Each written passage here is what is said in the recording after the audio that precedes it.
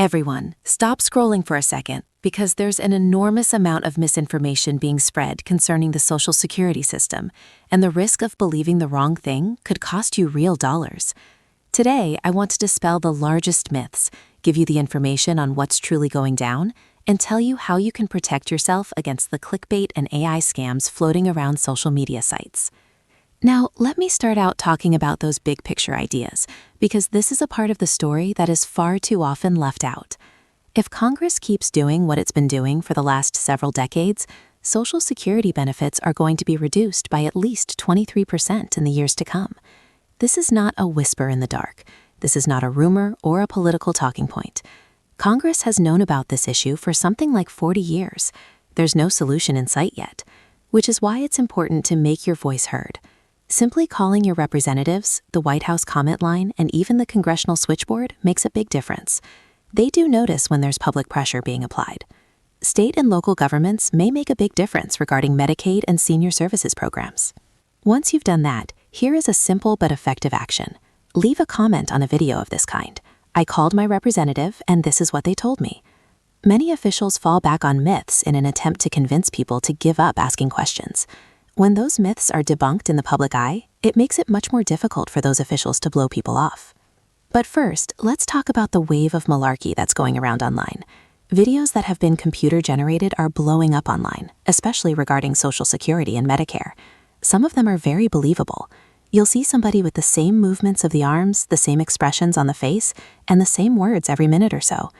These videos are obviously intended to go viral, and are definitely not meant to provide you with factual information. And the current malarkey that's circulating online is that everybody is receiving 2 payments in December. Here's the truth. Yes, some people do get 2 payments in December, but it's not bonus money, and it's not for everyone. This only affects people who get supplemental security income, also known as SSI. SSI is a need-based benefit that is administered by Social Security. It's not retirement benefits, nor is it disability benefits. Beneficiaries receive their SSI benefit checks on the first day of the month. If the first day of the month is a weekend or a federal holiday, the check arrives a day earlier. Since the first day of January is a federal holiday, SSI recipients receive their benefit check on the 31st of December. This gives the appearance of 2 checks in December. It's not additional money. It's simply the benefit check for January a day earlier. This happened in October, and it happens every year. Every time it happens, a video surfaces with surprise checks. Do not click the link. Let's dispel another common misconception. SSI doesn't stand for Social Security income. It actually stands for Supplemental Security Income. The maximum amount of SSI benefit in 2025 is $967 a month, and in 2026, that amount goes to $994 a month.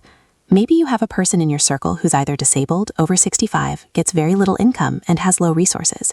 They can apply for SSI even if they never contributed to Social Security. Many folks struggle because they're not even aware that the benefit exists or that they might qualify. For you, if you're getting retirement benefits, SSDI benefits, spousal benefits, or survivor benefits, this 2 checks in December situation does not apply to you. That means your payment schedule will remain exactly as it was before. Now, I'd like to address survivor benefits, which is one of the most difficult aspects of Social Security that people have trouble understanding. So, when a person dies, usually Social Security is notified. They check the person's record, then they go through the list of people who are getting benefits on that record. If the surviving spouse is at or beyond full retirement age, they are automatically changed over to survivor benefits. This means that instead of getting 50% spousal benefits, they can get the full amount, which is 100%. If the surviving spouse is below full retirement age, they may face the option of taking early survivor benefits or waiting to collect them. And that's where the part that surprises many families comes in. If one spouse was taking home $2,000 each month and the other was taking home $1,000, the family brought in $3,000 total. But once the higher paid spouse passes away, the survivor does not bring in both checks. They bring in the higher amount, period.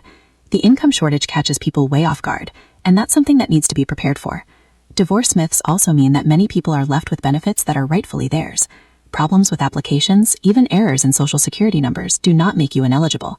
Names and dates are what are verified with Social Security. What's more, a court order in a divorce cannot change any benefits due to Social Security benefits. Even if there is language about waiver in applications, that language is not heeded by Social Security. With at least 10 years of marriage, benefits are possible based on spousal earnings. Thirdly, when you see a Medicare bill prior to the age of 65, there could be a couple of reasons for this, and these include when you're about to enroll in Medicare Part B, or you are not yet receiving Social Security benefits, or when 2 months are billed for at once, or when you earn a higher income in the last 2 years for the income-adjusted premium amount. The bottom line is this: there is more misinformation out there than ever, and it is getting harder and harder to know what is true. This is exactly why it is important to stay informed. If you like this video, hit that subscribe button to stay up to date, and comment down below if you have questions or if you want to share your own experiences.